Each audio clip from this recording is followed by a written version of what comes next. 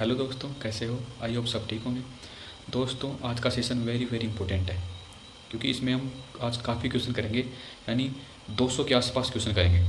छोटा सेशन रहेगा लेकिन क्वेश्चन बहुत ज़्यादा रहेंगे और आसानी से आप कवर कर सकते हो। और अगर आप एस लखनऊ एग्ज़ाम 2025 में हॉस्पिटल अटेंडेंट और ओटी असिस्टेंट की तैयारी कर रहे हो तो ये सेशन आपके लिए वेरी इंपॉर्टेंट है। इसमें हम 2023 में जो वैकेंसी आई थी एस में उसके क्वेश्चन है सारे, प्लस इन क्वेश्चन के साथ हम थ्योरी कवर करेंगे, एक्सप्लेन हर क्वेश्चन का अच्छे से कवर करेंगे, क्योंकि एग्जामिनर क्वेश्चन इसी के अंडर घूम फिर के क्वेश्चन बनाता है और हमको क्या लगता है कि हम अलग से कोई क्वेश्चन बना रहे हैं। अच्छे से कवर करेंगे, शानदार तरीके से कवर करेंगे और 50+ क्वेश्चन करेंगे। और हर क्वेश्चन में हम जब एक्सप्लेन करेंगे तो 3-4 क्वेश्चन वहाँ से कवर हो जाएंगे, तो लगभग लगभग 200+ हमारे क्वेश्चन कवर हो जाएंगे। थोड़ा बड़ा सेशन रहेगा लेकिन अच्छे से कवर करके जाना। दूसरी बात, इसको 3 से 4 बार रिपीट करना, तब जाके एग्जाम में नेगेटिव मार्क कमेंगे। और सारे इंपॉर्टेंट क्वेश्चन हैं, एक्स्ट्रा मैंने कुछ क्वेश्चन इसमें जोड़े हैं। चलो स्टार्ट करते हैं। हमारा पहला जो क्वेश्चन है वो है, रोगी को सही ढंग से उठाने का सबसे उपयुक्त तरीका क्या है। यानी रोगी को सही ढंग से उठाने का सबसे उपयुक्त तरीका क्या है। तो सीधे कमर से उठाना, सीधे कमर से उठाना ये भी गलत है। केवल बाहों से उठाना ये भी गलत है। पीठ झुकाकर उठाना ये भी गलत है। तो इसका जो राइट आंसर आएगा वो क्या आएगा, घुटनों के बल बैठ कर उठाना। यानी रोगी को जब भी हम उठाएंगे तो आराम से पहले हम घुटनों के बल बैठेंगे और उसके बाद उठाएंगे, क्योंकि इससे जो कमर दर्द है ना वो नहीं होता है। तो ये क्वेश्चन रिपीट हुआ है। रोगी को उठाते समय अगर सीधे कमर झुका कर उठाएंगे तो पीठ की मांसपेशियों में चोट लग सकती है, इसलिए घुटनों को मोड़कर यानी स्कट करके और पीठ सीधी रखकर रोगी को उठाना सुरक्षित और सही तकनीक है। यानी पहले घुटनों को मोड़ेंगे, आराम से बैठेंगे, उसके बाद मरीज को उठाएंगे। या कोई वस्तु उठानी तो भी हमें ऐसे ही उठानी है। आगे हम बात करें, मरीज के रिश्तेदार से संवाद करते समय सबसे उपयुक्त तरीका क्या है। यानी मरीज का कोई रिश्तेदार है हॉस्पिटल में, उससे हम संवाद यानी बात करें किसी भी मुद्दे पर, तो सबसे उपयुक्त तरीका क्या है। देखो, ऑप्शन से हमें क्वेश्चन को सही करना है, क्योंकि ये क्वेश्चन क्या है, एक क्वेश्चन कॉमन बेस्ड क्वेश्चन है। ये सिर्फ तकनीकी शब्दों का प्रयोग करेंगे ये भी गलत है, क्योंकि वो समझ ही नहीं पाएंगे। बातचीत सीमित रखना ये भी गलत है। केवल लिखित संवाद ये भी गलत है। तो इसका जो राइट आंसर आएगा वो आएगा बी। इसका राइट आंसर क्या आएगा, बी। यानी ईमानदार, सहानुभूतिपूर्ण और स्पष्ट भाषा में हम मरीज के रिश्तेदार से बात करेंगे। अस्पताल में अटेंडेंट का काम सिर्फ शारीरिक मदद नहीं बल्कि मानसिक सहारा और संवाद देना भी होता है। रिश्तेदारों से सरल, स्पष्ट और भावनात्मक समझ के साथ बात करनी चाहिए ताकि वे इस संतुष्ट हों और शांत रहें। तो ये एक अटेंडेंट का काम होता है। आगे हम बात करें, हृदय प्रणाली का मुख्य कार्य क्या है। देखो, हृदय प्रणाली का मुख्य कार्य क्या है। ऑक्सीजन का परिवहन, पाचन में सहायता, ये हृदय का प्रणाली काम नहीं है। हार्मोन बनाना ये भी नहीं है। नसों का निर्माण ये भी नहीं है। तो इसका जो राइट आंसर आएगा वो आएगा ये। हृदय प्रणाली का मुख्य कार्य क्या है, ऑक्सीजन का परिवहन।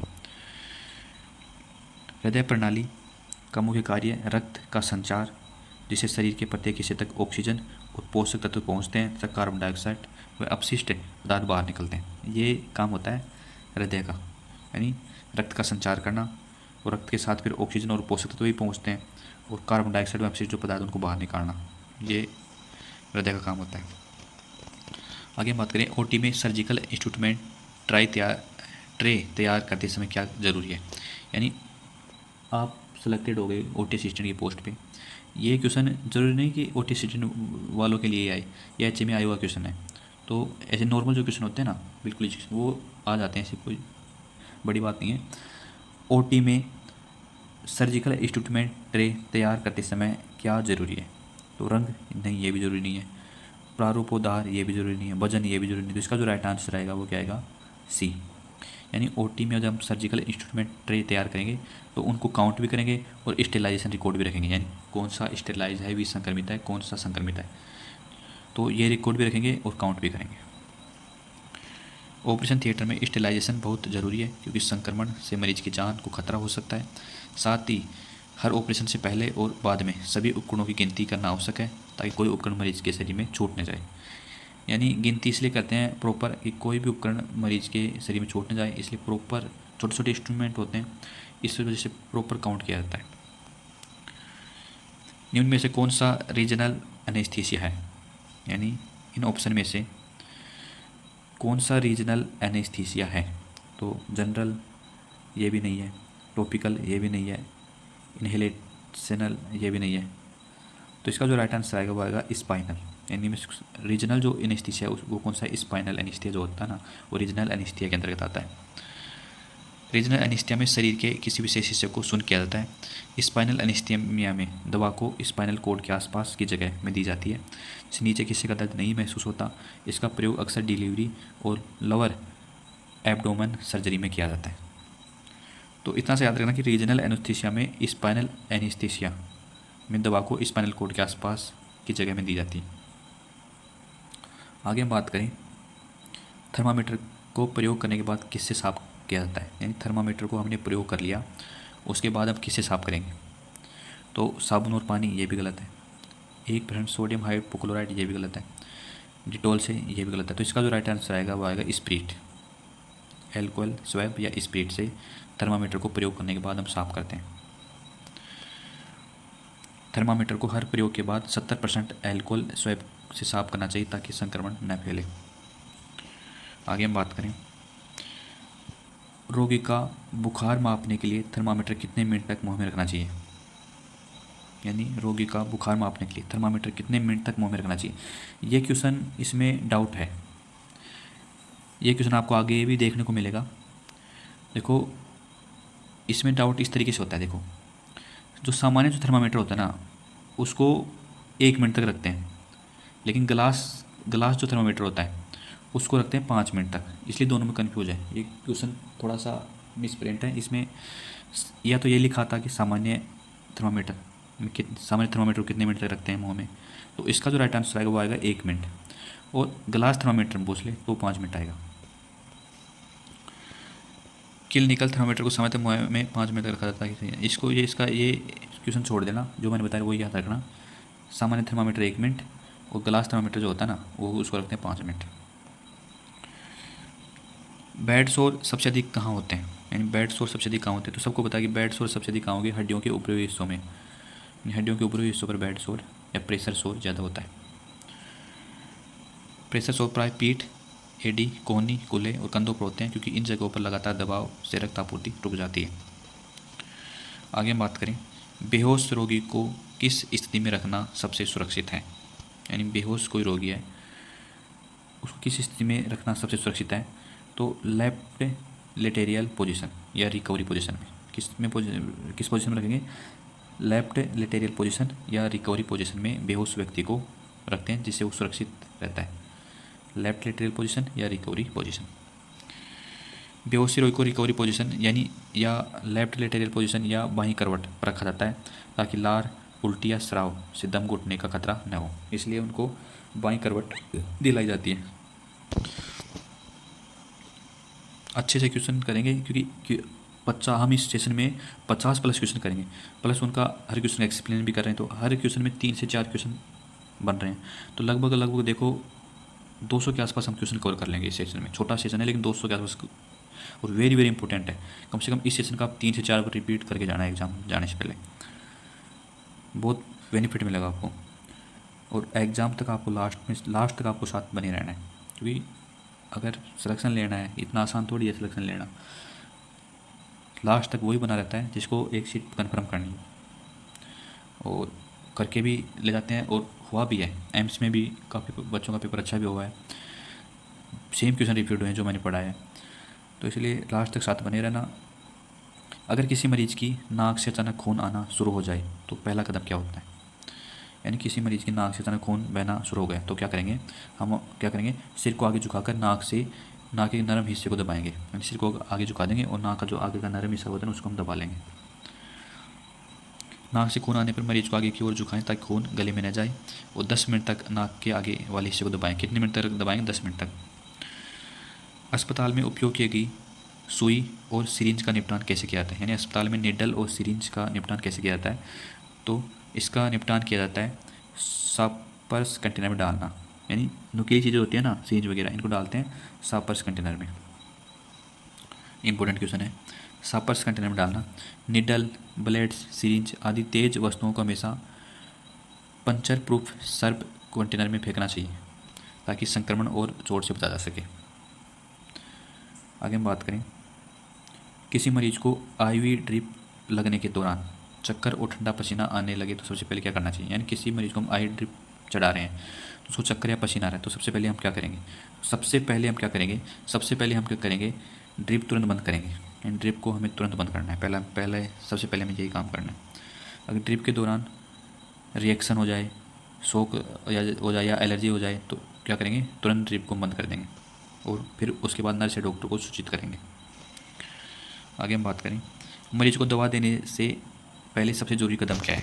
यानी मरीज को हम जब दवा देंगे तो सबसे पहला कदम क्या है, तो दवा की एक्सपायर देखना, ये भी गलत है। दवा की कीमत बताना, ये भी गलत है। दवा का रंग पहचानना, ये भी गलत है। तो इसका जो राइट आंसर है वो आएगा बी। मरीज का नाम पहचान सुनिश्चित करेंगे उसको दवा देने से पहले। सही मरीज को सही दवा, सही मात्रा और सही समय पर देना स्वास्थ्यकर्मी की प्राथमिक जिम्मेदारी है। इसे 5 राइट्स ऑफ ड्रग एडमिनिस्ट्रेशन कहते हैं। यानी 5 राइट ऑफ ड्रग एडमिनिस्ट्रेशन कहते हैं इसको। सही व्यक्ति, सही मात्रा, सही समय पर दवा देना। आगे हम बात करें, शरीर का सबसे बड़ा अंग कौन सा है। तो ये इजी सा क्वेश्चन है, लप्पू सा क्वेश्चन है, लेकिन आया हुआ क्वेश्चन है। शरीर का सबसे बड़ा अंग कौन सा है, तो सबको पता है कि शरीर का सबसे बड़ा जो अंग है ना वो त्वचा या स्किन है। त्वचा शरीर का सबसे बड़ा अंग है जो लगभग 1.5 या 2 वर्ग मीटर क्षेत्रफल में फैली होती है। कितने क्षेत्रफल में फैली होती है, 1.5 से 2 वर्ग मीटर क्षेत्रफल में। और यह शरीर को बाहरी संक्रमण और चोट से बचाती है। यानी शरीर को बाहरी संक्रमण और चोट से बचाती है। हाइपोग्लाइसेमिया का अर्थ है, देखो यही जो क्वेश्चन है वो इम्पोर्टेंट क्वेश्चन है। इसमें अक्सर स्टूडेंट कंफ्यूज हो जाते हैं। हाइपोग्लाइसेमिया का अर्थ होता है खून में शुगर की मात्रा कम होना। इसका राइट आंसर है बी। यानी हाइपो यानी कम। हाइपोग्लाइसेमिया का अर्थ क्या होता है, कम, यानी खून में शुगर की मात्रा कम होना। हाइपो यानी कम और ग्लाइसेमिया का मतलब होता है ब्लड शुगर। यानी 70 mg/dl से कम शुगर होने पर हाइपोग्लाइसेमिया कहा जाता है। यानी मनुष्य में कितनी होती है, 70 mg/dl होती है। इससे कम होने पर हाइपोग्लाइसेमिया हो जाता है। आंतरिक रक्तस्राव का पहला लक्षण क्या हो सकता है। यानी देखो क्वेश्चन क्या है, आंतरिक रक्तस्राव इंटरनल ब्लीडिंग का पहला लक्षण क्या हो सकता है। तो त्वचा का पीला पड़ना, ये भी नहीं है। रक्त का बाहर निकलना, ये भी नहीं है। खून की उल्टी, ये भी नहीं है। तो इसका जो राइट आंसर आएगा वो आएगा पसीना और चक्कर आना। आंतरिक रक्तस्राव का पहला लक्षण क्या है, पसीना आएगा और चक्कर आएगा, पसीना और चक्कर आना। इंटरनल ब्लीडिंग में खून बाहर नहीं दिखता। शुरुआती लक्षणों में बीपी कम होना, ठंडा पसीना, चक्कर, बेहोशी आदि शामिल है। इसके लक्षण क्या है, बीपी कम हो जाएगी, ठंडा पसीना आएगा, चक्कर आएगा, बेहोश हो जाएगी। आगे हम बात करें, अगर मरीज का शरीर बहुत ठंडा हो जाए तो क्या करना चाहिए। अगर मरीज का शरीर बहुत ठंडा हो गया तो हमें क्या करना चाहिए। क्या करेंगे, मरीज को ठंडे पानी से नहला, पहले से ठंडा है और ये भी नहीं करेंगे। मरीज को खाली छोड़ देना, ये भी नहीं करेंगे। मरीज को धूप में खड़ा करना, ये भी नहीं करेंगे। तो इसका जो राइट आंसर आएगा वो आएगा बी। यानी मरीज को गर्म कपड़ों और कंबल से ढकना। ऐसे क्वेश्चन कॉमन बेस क्वेश्चन होते हैं, लेकिन इनको भी सही आप तभी कर सकते हो जब आपने ये प्रैक्टिस की हुई है क्वेश्चनों की इस तरीके से। गर्म कपड़ों और कंबल से ढकना। हाइपोथर्मिया में शरीर का तापमान 35 डिग्री सेल्सियस कम हो जाता है। मरीज को गर्म वातावरण, कंबल और गुनगुने तरल पदार्थ देना चाहिए। गर्म वातावरण देना चाहिए, कंबल देना चाहिए, गुनगुना तरल पदार्थ देना चाहिए। और शरीर का तापमान कम होना, उसे इसको क्या बोलते हैं, हाइपोथर्मिया बोलते हैं। क्या बोलते हैं दोस्तों, हाइपोथर्मिया। घाव को बोलते हैं वुंड।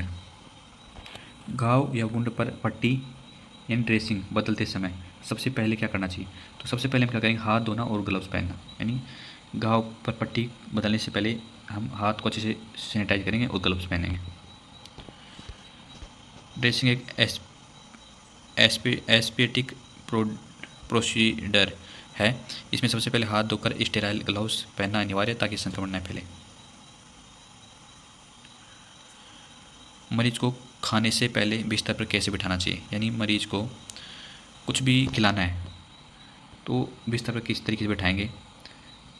तो इसका जो राइट आंसर आएगा वो आएगा बी, फॉलर पोजीशन। यानी फॉलर पोजीशन क्या होती है, यानी मरीज को जो सिर होता है ना, सिर उसे 45 से 60 डिग्री ऊपर उठा देते हैं। यानी 45 से 60 डिग्री ऊपर उठा देते हैं। ये फॉलर पोजीशन होती है जो खाना खिलाते समय मरीज की जाती है। Polar position. पोलर पोजीशन में सिर और धड़ को ऊपर उठाया जाता है, जिससे खाना निकलना और सांस लेना आसान हो जाता है। आगे बात करें, अगर किसी मरीज को दौरा सीजर पड़ जाए तो सबसे पहले क्या करना चाहिए। अगर किसी मरीज को दौरा या सीजर पड़ जाए तो सबसे पहले क्या करना चाहिए। इसका राइट आंसर आएगा सी, यानी मरीज को सुरक्षित जगह पर करवट में लेटाना, यानी मरीज को सुरक्षित जगह पर ले जाएंगे और करवट पर लेटाएंगे। सीजर में मरीज को चोट से बचाना जरूरी है, उसे करवट पर लेटाना चाहिए ताकि लार झाग बाहर आ सके और दम न घुटे, इसलिए उसको करवट साइड में लेटाते हैं। मरीज को इंजेक्शन लगाने से पहले क्या करना चाहिए, यानी मरीज को इंजेक्शन लगाने से पहले हम क्या करेंगे, तो दवा का नाम और डोज मिलाना, ये काम करेंगे। क्या करेंगे, दवा का नाम देखेंगे और डोज को मिलाएंगे। इंजेक्शन देने से पहले right patient, right drug, right dose, right time, right route की पुष्टि करनी चाहिए। इसे 5 राइट्स ऑफ मेडिसिन कहते हैं। 5 राइट्स ऑफ मेडिसिन कौन से हैं, ये इंपॉर्टेंट याद रखना। 5 राइट्स ऑफ मेडिसिन कौन से हैं, right patient, right drug, right dose, right time, right road. Pulse सामान्य वयस्क में कहाँ जांची जाती है, तो ऑल जितने भी क्वेश्चन बन रहे हैं ना, टोटल मैंने थ्योरी क्लास में करवा रखा है। जिसने थ्योरी क्लास नहीं देखी है ना, वो एक बार जाके जरूर देखना। ऑल सारे 45 टॉपिक मैंने करवा रखे हैं। पल्स सामान्य वयस्क में कहाँ जांची जाती है, तो पल्स सामान्य जांची जाती है ना, वो जांची जाती है कहाँ पे, रेडियल आर्टरी या कलाई पर। रेडियल आर्टरी बोल दो या कलाई बोल दो। पल्स जांचने का सबसे सामान्य स्थान रेडियल आर्टरी, कलाई की रेडियल साइड है। सामान्य दर 72 प्रति मिनट मानी जाती है। सामान्य पल्स रेट कितनी मानी जाती है, 72 प्रति मिनट। मरीज की नाड़ी यानी पल्स तेज और कमज़ोर मिल रही है, यह किसका संकेतक है, यानी मरीज की जो नाड़ी है वो तेज और कमज़ोर मिल रही है, तो किसका संकेत है, यह संकेत है शोक या सदमा। शोक में रक्तचाप गिर जाता है और पल्स तेज लेकिन कमज़ोर हो जाती है, यह एक मेडिकल इमरजेंसी है। शरीर का सबसे बड़ा आंतरिक अंग कौन सा है, देखो शरीर का सबसे बड़ा अंग कौन सा है, त्वचा। और शरीर का सबसे बड़ा आंतरिक अंग पूछ ले तो आंतरिक जो अंग होगा ना वो होगा यकृत या लीवर। सब शरीर का सबसे बड़ा अंग त्वचा, शरीर का सबसे बड़ा आंतरिक अंग यकृत या लीवर। यकृत शरीर का सबसे बड़ा आंतरिक अंग है, इसका वजन लगभग कितना होता है, यकृत या लीवर का वजन होता है 1.2 से 1.5 किलोग्राम, यानी 1200 ग्राम से 1500 ग्राम तक, यानी 1.2 से 1.5 किलोग्राम होता है। यह पाचन एवं डिटॉक्सिफिकेशन का कार्य करता है। मरीज को उल्टी हो रही है तो कौन सी स्थिति सबसे सुरक्षित है, यानी मरीज को अगर उल्टी हो रही है तो कौन सी स्थिति सबसे सुरक्षित है, तो इसका जो राइट आंसर है वो लेफ्ट लेटेरियल यानी करवट। उल्टी होने पर मरीज को बाईं करवट पर लेटाना चाहिए ताकि उल्टी श्वसन नली में न जाए और दम न घुटे, यानी किस तरीके लेफ्ट लेटेरियल है, बाईं करवट हम दिलाएंगे मरीज को उल्टी होने पर। टीबी या ट्यूबरकुलोसिस का संक्रमण, देखो टीबी या ट्यूबरकुलोसिस का संक्रमण मुख्यतः कैसे फैलता है, तो टीबी मुख्यतः जो फैलती है वो हवा में खांसी छींक से फैलती है। किससे फैलती है, हवा में खांसी छींक से। टीबी में खांसी चलती रहता है इस वजह से। टीबी का बैक्टीरिया माइकोबैक्टीरियम ट्यूबरकुलोसिस है। टीबी किस कारण होती है, बैक्टीरिया कारण होती है। बैक्टीरिया क्या नाम है, माइकोबैक्टीरियम ट्यूबरकुलोसिस। हवा में मौजूद बूंदों से फैलता है। मरीज को मास्क पहनना और आइसोलेशन करना जरूरी है। अगर कोई मरीज जल गया है तो सबसे पहले क्या करना चाहिए, अगर कोई भी मरीज है वो जल गया है तो सबसे पहले क्या करना चाहिए, जली हुई जगह पर बर्फ़ रखना, जली हुई जगह को बहते ठंडे पानी धोना चाहिए। इसका राइट आंसर आएगा बी, यानी कोई मरीज जल गया तो जली हुई जगह को बहते पानी से ठंडे पानी से धोएंगे।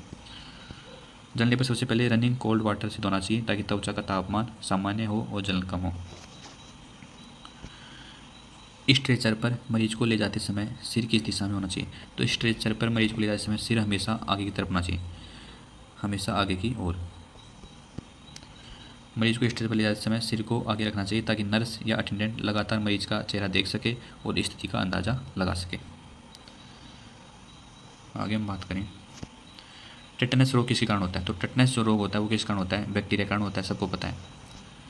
टेटनस मिट्टी में पाए जाने वाले बैक्टीरिया क्लोस्ट्रीडियम टिटेनिसी होता है जो जख्म के माध्यम से शरीर में प्रवेश करता है। यानी टेटनस किस कारण होता है, बैक्टीरिया कारण होता है। बैक्टीरिया का नाम है क्लोस्ट्रीडियम टिटेनी, याद रखना ये काफ़ी इंपॉर्टेंट क्वेश्चन है, क्लोस्ट्रीडियम टिटेनी। शरीर में रक्त शुद्धिकरण का कार्य कौन सा अंग करता है? तो शरीर में सबको पता है कि रक्त शुद्धिकरण का कार्य कौन करता है? किडनी या गुर्दा। किडनी खून से अपशिष्ट पदार्थ छानकर मूत्र के रूप में बाहर निकालती है। आगे हम बात करें, अगर मरीज को तेज सांस फूल रही है तो सबसे पहले क्या करना चाहिए? अगर मरीज की तेज सांस फूल रही है तो सबसे पहले क्या करना चाहिए? मरीज को लेटा देना, ये भी गलत है। मरीज को आधा लेट बैठा कर ऑक्सीजन देना, मुंह में पानी डालना, उसे दौड़ने देना, ये सब गलत है। इसका राइट आंसर आएगा बी। मरीज को आधा बैठा कर ऑक्सीजन देना, ये सबसे इंपॉर्टेंट है अगर मरीज की सांस फूल रही है तो। सांस फूलने पर मरीज को फॉलर सेमी या फॉलर पोजीशन में बैठाकर ऑक्सीजन देना चाहिए, इससे फेफड़ों का फैलाव बढ़ता है। फॉलर पोजीशन हम जस्ट अभी ने पढ़ा है कि कितनी डिग्री बढ़ते हैं? 45 से 60 डिग्री के ऊपर बैठा देते हैं, सिर की तरफ ऊंचा करके। अगर किसी मरीज को जहरीला पदार्थ खा लेने पर उल्टी करवानी हो तो सबसे सुरक्षित तरीका क्या है?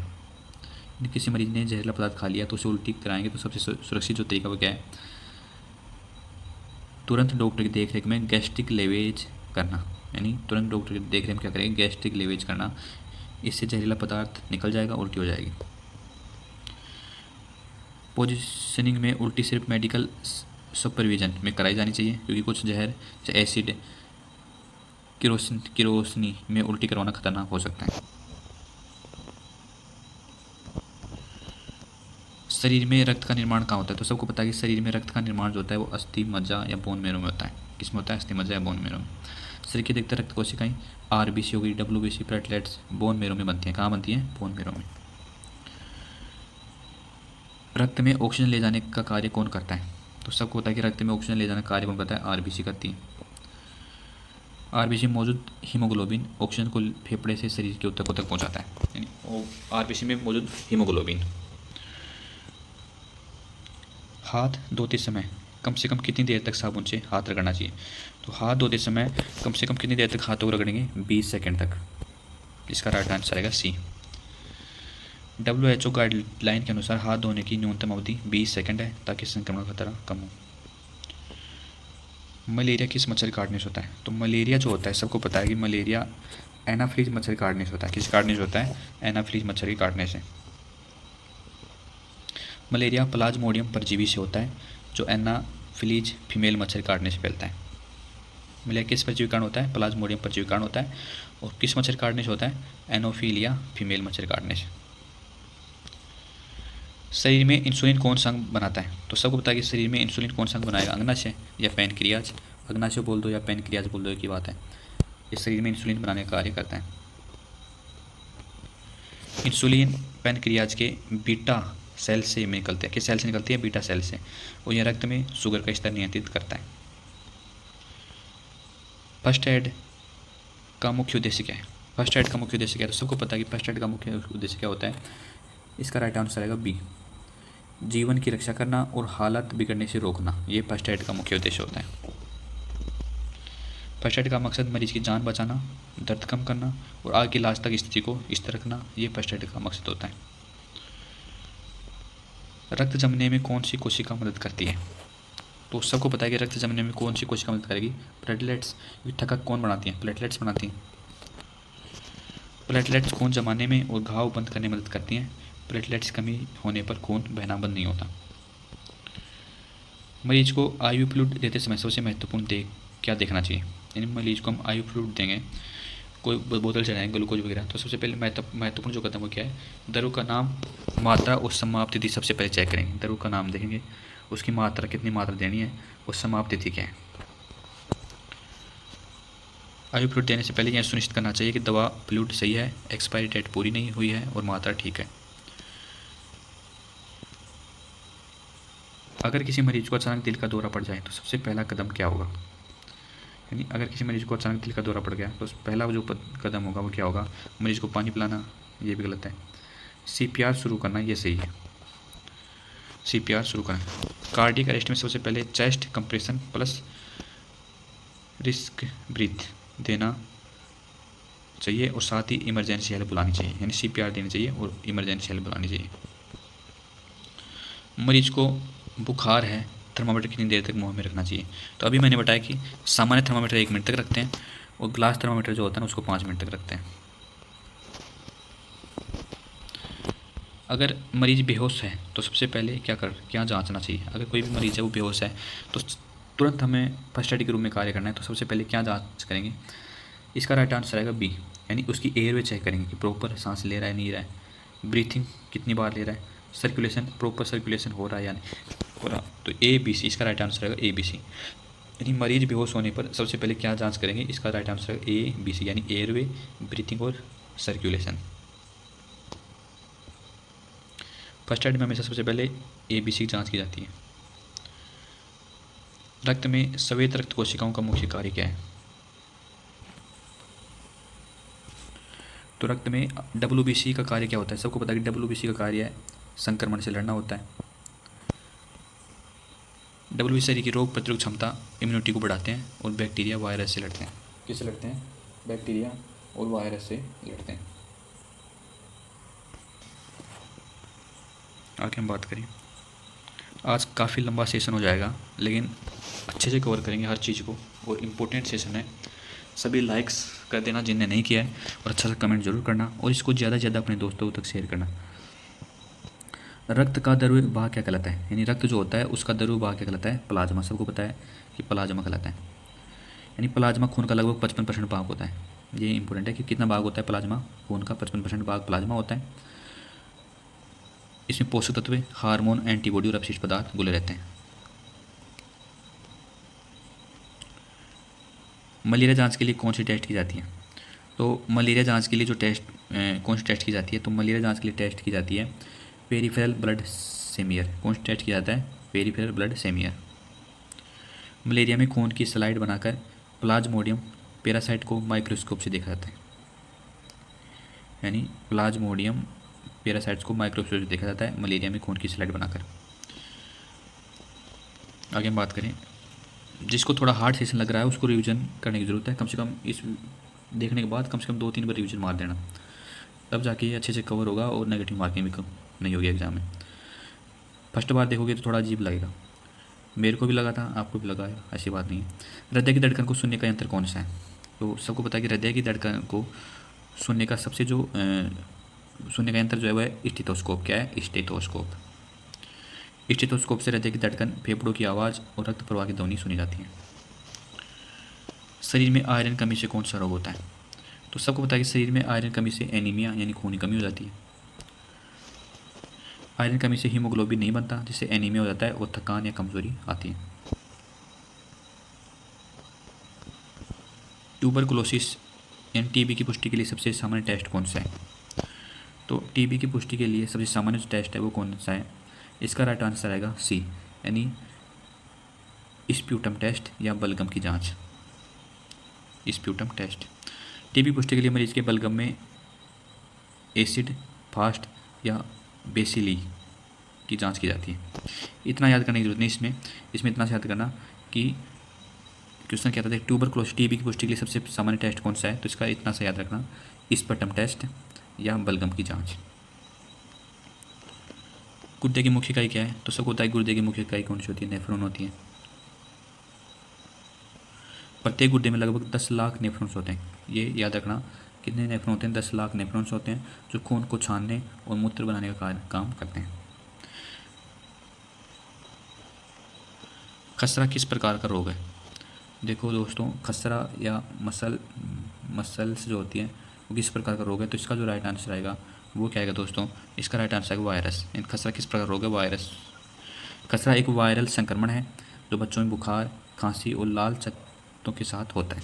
यानी खसरा क्या है, एक वायरस से होता है। खसरा किससे होता है, वायरस से। ब्लड ग्रुप की खोज किसने की थी, तो सबको पता है कि ब्लड ग्रुप की जो खोज की थी वो किसने की थी, कार्ल लैंडस्टीनर ने की थी। किसने की थी, कार्ल लैंडस्टीनर ने। कार्ल लैंडस्टीनर ने 1901 में एबीओ ब्लड ग्रुप सिस्टम खोज की थी। सबसे बड़ा रक्तवाहिका कौन सी है, यानी सबसे बड़ी जो रक्तवाहिकी है वो कौन सी है, तो इसका जो राइट आंसर है वो एओर्टा। यानी सबसे बड़ी रक्तवाहिका है एओर्टा। एओर्टा हृदय से पूरे शरीर में ऑक्सीजन रक्त पहुंचाने वाली सबसे बड़ी धमनी है। खून का थक्का बनाने में कौन सी विटामिन है, सबको पता है खून का थक्का कौन सी विटामिन बनाएगी, इनमें से विटामिन के। विटामिन के खून जमाने के लिए आवश्यक प्रोटीन बनाने में मदद करता है, इस कमी से अत्यधिक रक्तस्राव हो सकता है। मस्तिष्क की सुरक्षा कैसे होती है, तो मस्तिष्क की सुरक्षा जो होती है वो किससे होती है? सबको पता है कि खोपड़ी या स्कल से होती है। ब्रेन को स्कल बोन्स और सेरिब्रोस्पाइनल फ्लूइड सुरक्षा देते हैं। यानी ब्रेन को सुरक्षा कौन देगा? खोपड़ी या स्कल देती है। इतना से याद रख लेना बस। सामान्य रक्त में हीमोग्लोबिन का स्तर महिलाओं में कितना होता है? देखो, सामान्य रक्त में हीमोग्लोबिन का स्तर महिलाओं में पूछा है तो महिलाओं में जो होगा ना वो कितना होगा? 12 से 16 ग्राम पर DL। और पुरुषों में होता है लगभग 13 से 17 ग्राम के आसपास होता है। पुरुषों में ज़्यादा होता है 13-17, महिलाओं में होता है 12 से 16 ग्राम पर DL। ये रहा देखो नीचे, महिलाओं में 12 से 16 और पुरुषों में 13 से 17। तो अच्छे से सेशन हमने कवर कर लिया है। तो दोस्तों कैसा लगा आपको सेशन? अच्छा ही लगा होगा, क्योंकि मैंने पूरी मेहनत से हर क्वेश्चन मैंने खुद इसमें टाइप किया है, प्लस एक्सप्लेन उसका मैंने खुद तैयार किया है अच्छे से। क्योंकि आपका हर क्वेश्चन, एक एक क्वेश्चन इंपॉर्टेंट है और उसका एक्सप्लेन करना भी बहुत ज़रूरी है। क्योंकि फ्री ऑफ कोर्स आपको इतनी अच्छे से हर चीज़ कवर करवाई जा रही है। क्योंकि डोमेन सब्जेक्ट है ना, वो सिलेक्शन की मतलब ये मानो कि एक रीढ़ की हड्डी है। इसको अगर आप अच्छे से कवर करके जाते हो, इसमें से नेगेटिव मार्किंग नहीं होती। पूरे सेशन को अच्छे से कवर करते हो, 60 क्वेश्चन अगर आप अच्छे से अटेंड करते हो तो आपकी एक सीट कन्फर्म हो जाएगी। क्योंकि अगर एग्जाम में कितना ही क्वेश्चन घुमा के फिराएगी, क्योंकि ऑलरेडी हमने थ्योरी की जो क्लासें हैं वो 42 टॉपिक हैं टोटल, OT और HA के, वो 42 टॉपिक थ्योरी क्लासें हमने करवा रखी हैं। जिसने नहीं देखे एक बार जाके जरूर देखना। और उसके बाद अगर आप ये क्वेश्चन करते हो ना तो आपको एक बिल्कुल लगेगा कि ऐसा कोई एक भी क्वेश्चन नहीं जो हमारी थ्योरी से बाहर गया हो। एक भी क्वेश्चन नहीं ऐसा, उसी में से घूम फिर के क्वेश्चन बन रहे हैं। और एग्ज़ाम में भी इसी में से घूम फिर के क्वेश्चन मिलेंगे आपको। लेकिन एग्ज़ाम तक आपको साथ बने रहना है और आप भी सपोर्ट किया करो। क्योंकि फ्री ऑफ कोर्स आपको इतनी अच्छे से चीज़ें आपके सामने लाई जा रही हैं, बहुत इसके पीछे बहुत ज़्यादा मेहनत होती है। आप सपोर्ट करते हो, अच्छा कमेंट करते हो, लाइक करते हो और ज़्यादा से ज़्यादा स्टूडेंट तक पहुँचाते हो। तो मेरा मन करता है कि हाँ, स्टूडेंट्स को, जो मिडिल क्लास के जो स्टूडेंट उनको अच्छा फ़ायदा हो रहा है और हम मेरा जो प्रयास है वो काफ़ी स्टूडेंट तक पहुँच रहा है। तो इस चीज़ को शेयर किया करो। क्योंकि अगर आप किसी की मदद करते हो ना, मेरा मानना है कि अगर आप किसी की मदद करते हो तो भगवान लाइफ में आपकी मदद ज़रूर करता है। और पॉजिटिव रहा करो। बाकी कंपटीशन में ये कभी मत सोचना कि मैं किसी के पास नोट्स भेज दूँगा तो वो मेरे से आगे निकल जाएगा, ऐसा कुछ भी नहीं है। बिल्कुल पॉजिटिव रहोगे ना, मैं खुद मेरा अनुमान बता रहा हूँ कि बिल्कुल पॉजिटिव रहोगे ना तब भी आप सिलेक्शन ले पाओगे। क्योंकि आपको पॉजिटिव रहना बहुत ज़रूरी है। कि ऐसे ऐसे मैंने कैंडिडेट देखे हैं जिनकी अच्छी तैयारी होती है लेकिन एग्ज़ाम में कम क्वेश्चन अटेंड करते हैं। आप पॉजिटिव रहोगे तो मतलब ऐसा एक मौका आपको ज़रूर मिलेगा जिससे आप खुद लगेगा कि हाँ, ये क्वेश्चन अगर मेरा गलत हो जाता तो मैं सिलेक्शन से बाहर होता, लेकिन क्या पता ये मेरा क्वेश्चन सही हो गया। भाई खुश रहा करो, मस्त रहा करो। जो नहीं है चैनल को सब्सक्राइब कर देना, प्यारा सा कमेंट कर देना और इसको ज़्यादा से ज़्यादा शेयर करना। धन्यवाद।